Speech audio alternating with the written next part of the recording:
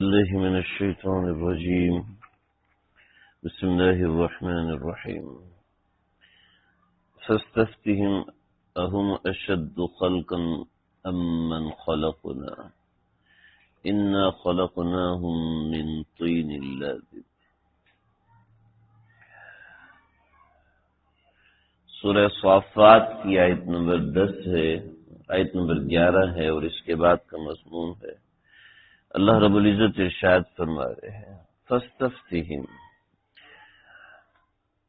Number 1 تو یہاں پتہ چل گیا کہ ان کا نظریہ غلط ہے، کفار کا نظریہ غلط ہے، واضح الفاظ میں بتا دیا۔ اہل ایمان کا نظریہ صحیح ہے اور اہل کفر کا نظریہ غلط ہے، ان الہکم لواحد سے۔ پھر اس کے نظریے کی صحیح ہونے کی وجہ رب السماوات والارض وما بینہما ورب المشارق، اللہ کی اونچی شان ہے، اور ان کے غلط نظریہ ہونے کی وجہ ان کا غلط علم ہے۔ اگرچہ ان کا علم جنات سے تعلق رکھتا ہو، اگرچہ ان کا علم شیاطین سے تعلق رکھتا ہو، اور اگرچہ ان کا علم بظاہر آسمان سے بھی تعلق رکھتا ہو، وہ سارا علم غلط ہے، وہ سارا علم غلطی کی بنیاد پر ہے۔ اور وہ غلطی کیا ہے وہ یہاں بتائی جاتی ہے۔ فاستفتہم، اگر واقعتاً ان کا علم صحیح ہے، وہ میں نے ساری بات جو جنات کی آسمان تک جاتے ہیں، قطار در قطار آسمان تک پہنچتے ہیں، پھر فاتبعہ شہاب ثاقب، کہ اس کے پیچھے جو ہے وہ شہاب ثاقب لگتا ہے اور اس کو جلا کے بھسم کر دیتا ہے، یہ ساری بات کل ہو گئی۔ اب آگے ہے، چلو ٹھیک ہے، اگر اہل کفر اس بات کو نہیں مانتے تو اتنا سا سمجھ لیں کہ ان سوالوں کا جواب دے دیں۔ لیکن مسئلہ یہ ہے کہ اہل کفر کی ایک سرشت ہے، ایک حرکت ہے، اور وہ حرکت اتنی بری ہے کہ اس حرکت کو خاص طور پہ اللہ نے یہاں ذکر کیا ہے، اور وہ ذکر ہے مذاق اڑانا۔ بجائے اس کے کہ انسان عقل و شعور سے کام لے، علم و دانش سے کام لے، بلکہ مذاق اڑانا۔ یہ مذاق اڑانا کس طرح ہوتا ہے ان آیات میں آئے گا، میں ذکر کرتا ہوں۔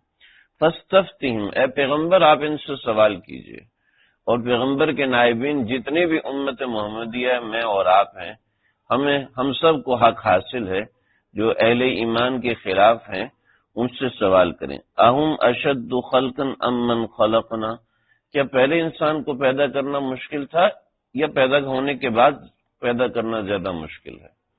دیکھیں جی، پیدا ہونے سے پہلے تو انسان کے ڈی این اے کا وجود ہی نہیں تھا، اب پیدا ہونے کے بعد تو ڈی این اے کا وجود ہو چکا ہے۔ جب ایک وجود ہو چکا ہے تو اس کا مطلب ہے کہ اب دوبارہ پیدا کرنا کوئی مسئلہ نہیں ہے۔ تو پہلے پیدا کرنا مشکل تھا، یعنی پہلے نہ ساخت تھی، نہ شکل تھی، نہ نام تھا، نہ روح تھی، نہ ہڈی تھی، نہ بال تھا، کوئی بنیاد ہی نہیں تھی۔ بغیر بنیاد کے، بغیر کسی چیز کے وجود کے، دیکھیں ایک ایپ نکلتی ہے ٹریکنگ ایپ، یہ ٹریکنگ ایپ پہلی دفعہ لے کر آنا مشکل تھا، اب اس کی کاپی بنانا کوئی مشکل ہے؟ کاپی بنانا کوئی مشکل نہیں۔ موبائل فون پہلی مرتبہ ایجاد کرنا مشکل تھا، اس کے بعد اس کی شکلیں مزید سے مزید تر بہتر ہونا، یہ کوئی مشکل کام نہیں۔ تو ایسے انسان کو پہلے بنانا مشکل تھا، لیکن پیدا ہونے کے بعد دوبارہ پھر تو کوئی مسئلہ ہی نہیں ہے۔ تو اللہ کہہ رہے ہیں کہ جب مشکل نہیں تھا، انہیں ناممکن چیز تھی، ایک چیز کا وجود ہی نہیں ہے، یعنی کل کون سا بچہ پیدا ہونا ہے ہمیں نہیں پتا، اور کل کون سے بچے کا ڈی این اے پیدا ہوگا ہمیں نہیں پتا، لیکن اللہ اس کو پیدا بھی فرما رہے ہیں، اس کی نشو و نما بھی فرما رہے ہیں، اس کو بڑا بھی فرما رہے ہیں۔ اب یہ کہتے ہیں کیسے ممکن ہے یہ دوبارہ پیدا ہو؟ جب ناممکن تھا، ایک چیز کا وجود ہی نہیں تھا، اس وقت کر دیا، تو پیدا ہونے کے بعد کیا مشکل ہے؟ یعنی عقل میں آنے والی بات ہے کہ انا خلقناہم من طین لازب، ہم نے ان کو پیدا کیا سیاہ مٹی سے۔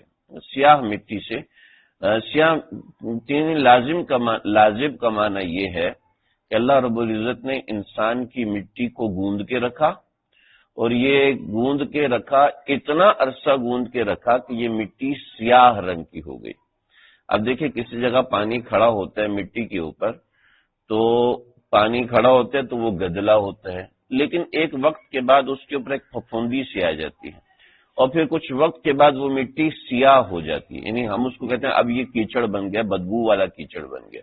تو انا خلقناہم من طین لازب، ہم نے ان کو سیاہ مٹی سے، یعنی وہ مٹی پانی کے اندر پڑے پڑے سیاہ ہو گئی، پھر ہم نے ان کو پیدا کیا.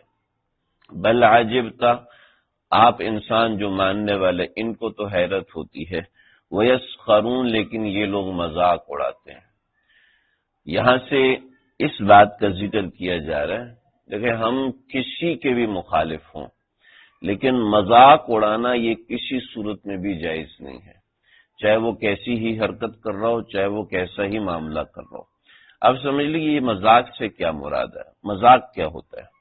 مذاق یہ ہے کہ آپ کسی شخص کو بے وقوف سمجھیں اور ثابت کریں. آپ کسی شخص کو دل ہی دل میں بے وقوف سمجھیں، من ہی من میں اس کے بارے میں غلط بات سوچیں، یہ مذاق اڑانا ہے.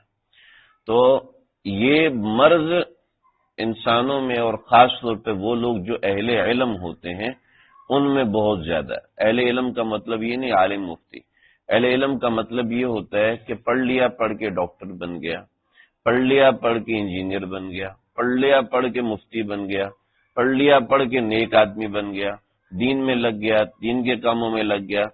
اب یہ اپنی نیکی کو ایک ناز کی طرح لیتا ہے. حضرت شیخ الحدیث مولانا زکریا صاحب رحمۃ اللہ علیہ، میں 11 سال کی عمر میں تھا تو والد صاحب نے تہجد کے وقت اٹھایا، کہا کہ بیٹا چلو اٹھو نماز پڑھو. تو اور بھی بہت سے طلباء تھے، وہ سب سوئے ہوئے تھے. تو میں نے کہا با دیکھا میں الحمدللہ تہجد پڑھ رہا ہوں تو اور یہ سب سوئے ہوئے ہیں. تو والد صاحب نے کہا کاش کہ تو بھی سویا ہی رہتا. جس نیکی کے بعد اپنی نیکی کا گھمنڈ پیدا ہونے لگے، جس نیکی کے بعد دوسرے لوگوں کے بارے میں کیسے غلط لوگ ہیں، کوئی شرم ہی نہیں آتی، ان کو ایسے نہیں آتا، ان کو ویسے نہیں آتا، کیسی گھٹیا عورتیں ہیں، ایسے بے پردہ چلتے ہیں، کیسے گھٹیا لوگ ہیں، اتنے غلط کام کرتے ہیں. یہ جو ہم اہل دین، بظاہر نام کی اہل دین ہیں ہم لوگ، تو اہل دین جو ہیں دوسروں کے بارے میں یہ نظریہ رکھتے ہیں، یہ یسخرون ہے، مذاق اڑانا ہے. اللہ کو اپنے بندوں کا مذاق اڑانا بالکل پسند نہیں، بالکل پسند نہیں. شیخ ابو عبداللہ اندلسی رحمۃ اللہ علیہ کچھ عیسائیوں کا مذاق اڑایا تھا، اللہ نے ایمان چھین لیا. تو ہم اہل ایمان جب کسی سے کوئی غلطی ہو جاتی ہے بس پھر ہم اس کے بارے میں ایسے ایسے نظریات رکھنے لگتے ہیں کہ الامان والحفیظ، اور یہ تصدیق ہی نہیں کرتے کہ غلطی ہوئی بھی تھی کہ نہیں ہوئی. ایک ادارے میں ایک جگہ کچھ گڑبڑ ہوئی تو 4 علماء کرام کو بلایا کہ دیکھو یہ CCTV ہے، اب دیکھیے یہ طالب علم غلط حرکت کر رہا ہے یا نہیں کر رہا. تو یہ چاروں اساتذہ گواہی دیں گے، پھر آگے معاملہ کریں گے. تو میں حیران رہ گیا، ان میں جو مفتی صاحب تھے انہوں نے ویڈیوز غیبت دیکھی اور دیکھنے کے بعد کہا مجھے دکھائی نہیں دے رہا، حالانکہ صاف دکھائی دے رہا تھا. دوسرے نے بھی کہا جی مجھے دکھائی نہیں دے رہا، تیسرے نے مجھے بھی دکھائی نہیں دے رہا، حالانکہ ویڈیو چل رہی ہے. تو صاف دیکھ رہے ہیں کہ کسی کا عیب کی تشہیر نہیں کرنی چاہیے، نہیں صاف اپنے عمل سے ظاہر کر رہے ہیں.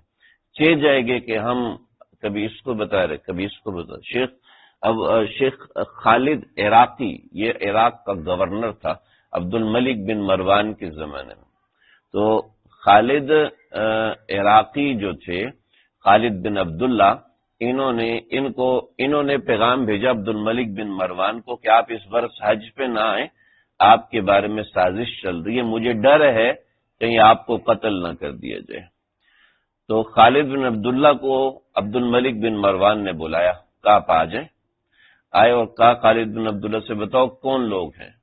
کہا جی مجھے اطلاع ملی ہے، مجھے یقین نہیں ہے کہ وہی لوگ ہیں یا نہیں، لیکن چند لوگوں کے بارے میں مجھے شبہ ہے، اس وجہ سے آپ سے کہا. کہا وہ کون لوگ ہیں؟ کہا کیا کرو گے؟ کہا قتل کر دوں گا. کہا میں نہیں بتاؤں گا.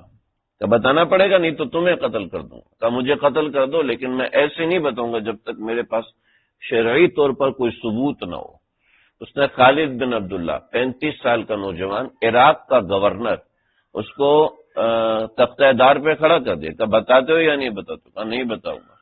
کہ گردن کاٹ دوں گا. کہا کاٹ دو. گردن خالد بن عبداللہ کی کاٹ دی، لیکن اس کا نام نہیں لیا کہ مجھے یقین نہیں ہے. اور یہاں چھوٹے سے گمان کے اوپر ہم مسلمان ایک دوسرے کے بارے میں ایسے ایسے فتوے لگاتے ہیں، کیا دیندار کیا بے دین کے، کہ کیا ہے، دل کے اندر حقارت پیدا ہو جائے، دل کے اندر تمسخر پیدا ہو جائے۔ یہ ہمارے اندر ایک بڑی غلطی ہوتی ہے کہ ہم اگر تھوڑا سا دین میں آگے چلے جاتے ہیں تو ہمیں پیچھے والے لوگ انتہائی گھٹیا لگتے ہیں۔ یہ نہیں ہونا چاہیے۔ بل عجبت ویسخرون، یہ لوگ مذاق اڑاتے ہیں۔